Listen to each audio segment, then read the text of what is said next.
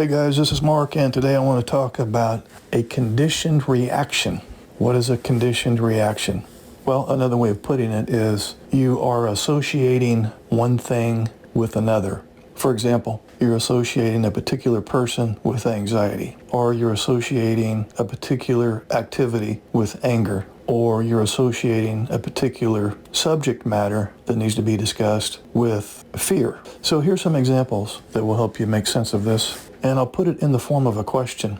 Is it possible that you have associated your spouse, and we're talking about the neurodiverse marriage here, where one person has autism and the other one is a neurotypical, have you associated your spouse with anxiety?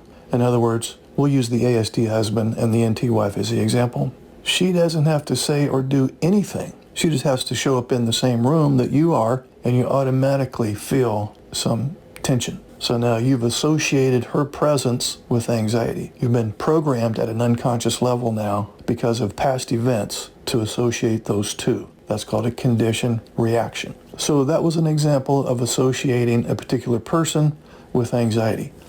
Let's look at an example of associating a particular location or place with anger. Let's say in times past, whenever the entire family tried to eat dinner together at the same dinner table, we'll use the example of the ASD husband. Maybe he has sensory sensitivities. Maybe the children are noisy or are talking too loudly and so on. And so the autistic husband, through sensory overload, now chastises the children. Then the NT mom thinks that that was unfair and she chastises the autistic husband. And so the whole dinner experience becomes an anger control mess. And so now, based on previous experiences from there being so much anger at the dinner table, just sitting down at the dinner table, before you even put one morsel of food in your mouth or one person has said anything, you're automatically angry.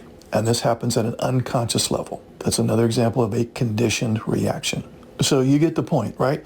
And you can pair up a person with an emotion, or a particular place or location with an emotion, or a particular activity with an uncomfortable emotion. So the question is, are you associating a particular place, person, activity, or subject matter with anxiety or anger or fear or sadness even? And if so, when you experience any of these things that would otherwise be neutral because of a conditioned reaction, are you setting up a self-fulfilling prophecy to where the thing turned out exactly how you thought it would, but in a way that, of course, you did not want it to turn out that way? I'd be interested in your comments below this video to see if this has happened in your life.